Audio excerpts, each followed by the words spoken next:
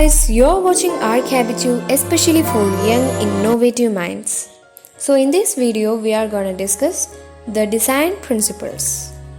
Actually, before a month I planned to upload videos as a 30-day strategy for Nata, but I couldn't complete that. So I am leaving the links to those videos. I think it's up to 5 videos. You can check that going through the description box. So now why I chose design principles. According to new Nata syllabus, many questions will be coming from this part as either preferential type question or multiple choice question in part A, hopefully. And Nata first phase is to be held on August 29. But for you guys, you keep in mind that Nata exam is going to be on 12 days before that, because Council of Architecture is going to conduct 12 mock papers as said in their brochure. So be Nata ready 12 days prior to examinations. Now, coming to the topic. Design principles. So you will be having 4 basic questions: what, which, where, and how. So in this video we are going to discuss all those things in detail. Now, what are design principles?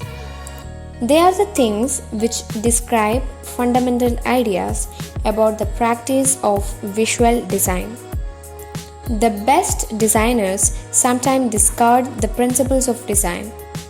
When they do so, however, there is usually some compensating merit attained at the cost of violation. Yeah, breaking rules is always a fun for artists. And which are those design principles? Actually, we can't say that there are 10 or 12 or some number design principles. So we are going to discuss the important ones. Now the first one is balance. Actually, balance can be either symmetrical or unsymmetrical balance. Now we are not going to that depth. So see these figures. Actually, this is not the thing coming to the optical balance. It is the distribution of equal visual weight. Like in this figure, actually the triangle is of smaller in size and rectangle is bigger in size.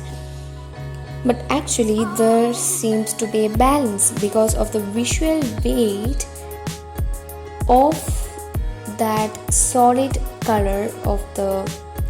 black color of the triangle is balanced with the large spaced gray color, which is much light in weight, coming to the optical weight, which is much light in weight. Now they are balanced.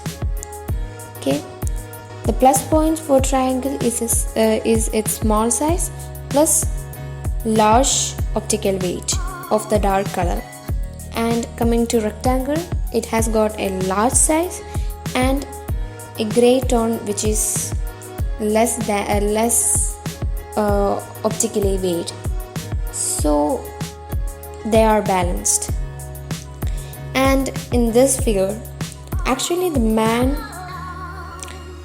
concentrates more weight, but it is balanced with the wide environment, the trees, the sky, vast sky, and altogether this composition is balanced.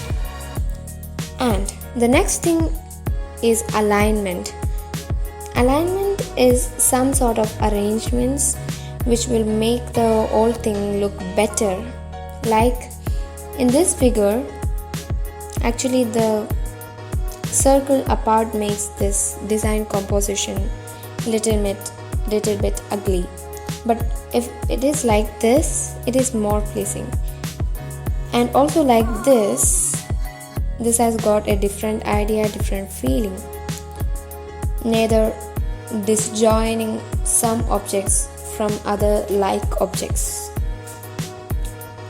And the next thing is emphasis. Emphasis is an accentuation of importance. Now our eyes, the observer's eyes tends to concentrate to a thing or a background or a object when we see that composition. Okay, now the principle used in such type of compositions is known as emphasis. So in this figure they are almost similar, but when we make one of the circle empty in color or white in color or black in color and others white in color, that black colored circle is the dominant thing in the composition. So that is emphasis. Now, repetition or rhythm. Actually, this repetition or rhythm can be a repetition of pattern or repetition of color scheme, repetition of a particular thing or a particular feeling again and again. So this can be an example or this can be an example. The first one, a shape is repeated, and in the second one a pattern is repeated, like after triangle, circle, then triangle, then circle, likewise. And the next thing is proportion. We know that we are drawing anything and everything by making those things a proportionate one. If we are we are standing, our table will be up to this size of our waist. Likewise, we are proportionating things, but in design we can make this proportion to our choice. Like if you see this image, actually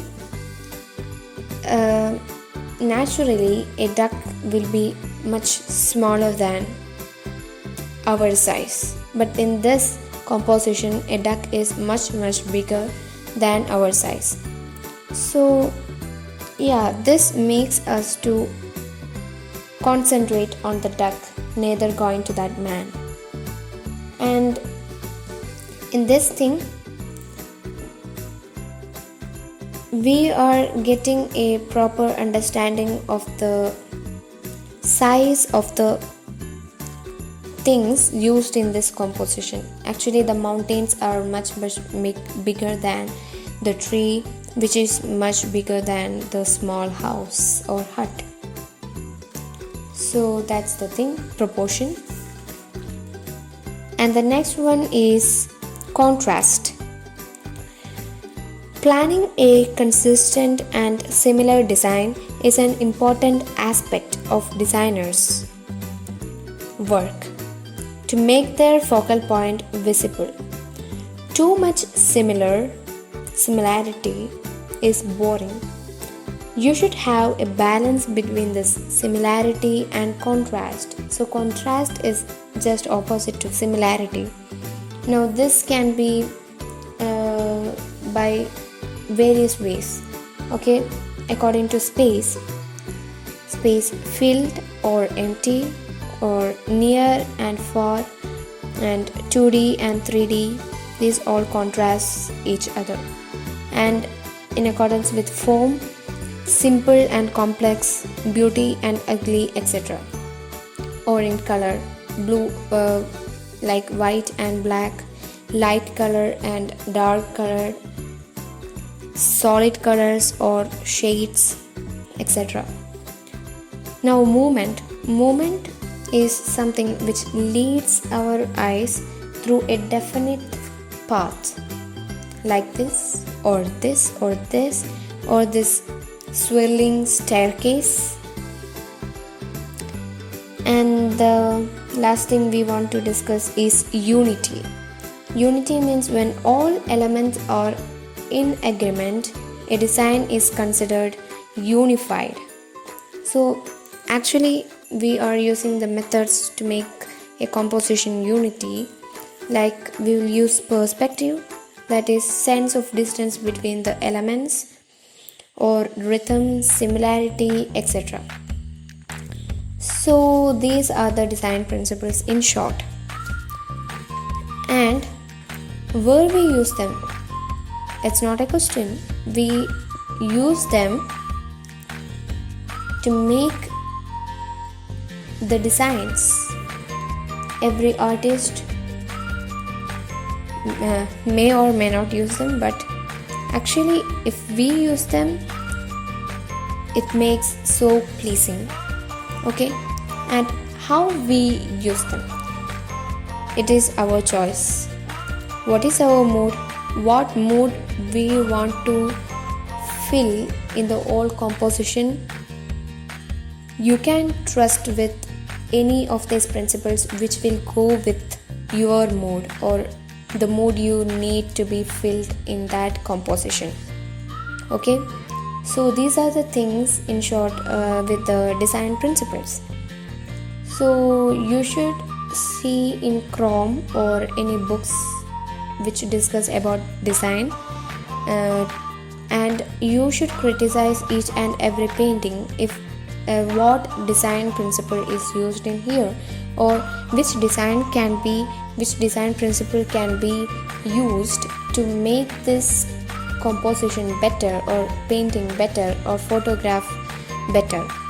So you can do it as a self practice in order to make a familiarity in the questions of part A. Okay, thank you guys for watching, and do subscribe, share, comment and give a thumbs up.